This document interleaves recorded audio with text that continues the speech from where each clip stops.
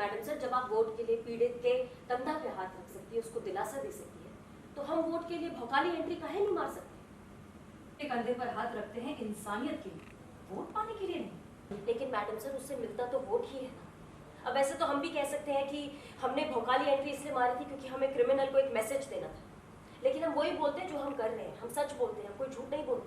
एक मिनट, वो सब तो ठीक है, मगर ये मास्क के पीछे है कौन? मास्क उतारिए।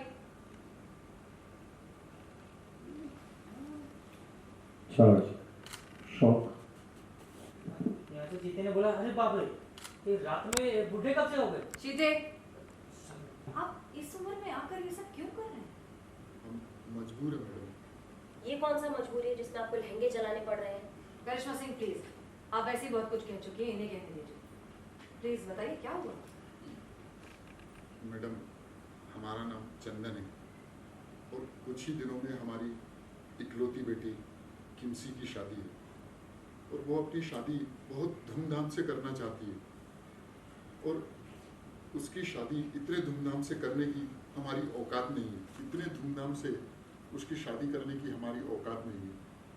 और माँ और बेटी दोनों को महंगी शादियों का शौक है। अगर हमने अपनी बेटी और पत्नी के हिसाब से शादी की तो हमारी पूरी जिंदगी कर्जा चुकाने में ही निकल जाएगी। इसीलिए मैडम, हमने ये गैंग ज्वाइन कर ली जिसका एक ही मकसद है, महंगी शादियों की रोकथाम। हाँ, लेकिन ये बातें आपको अपनी पत्नी और बेटी को समझानी चाहिए ना। समझाने की कोशिश की थी मैडम, लेकिन उन्हें समझ में आए तब ना। उन्हें तो शादी शादी नहीं, एक कंपटीशन लगता है।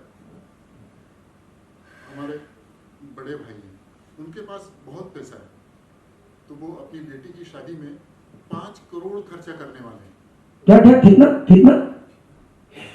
5 करोड़। बस हमारी बेटी और पत्नी यही अड़ी हुई है कि उसकी शादी में भी कम से कम 1 करोड़ तो खर्चा होना ही चाहिए। अब बताइए मैडम, हम क्या करें? हमने हमारे भाई को भी समझाने की कोशिश की थी, लेकिन उल्टा उसने हमें लूजर कहा, कंजूस कहा और ना जाने क्या क्या कहा। Reaction continue. बताइए मैडम।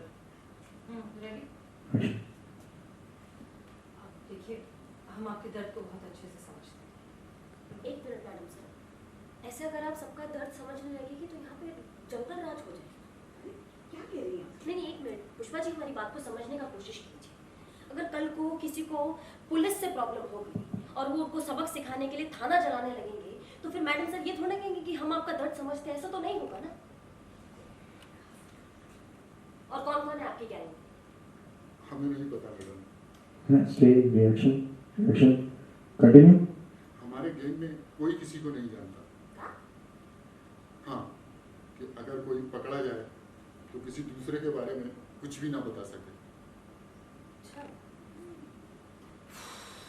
यहाँ से देखा और लड़की ने बोला, अच्छा चाचा ये बताइए कि आप जानते नहीं हैं तो फिर ज्वाइन कैसे किया आपने?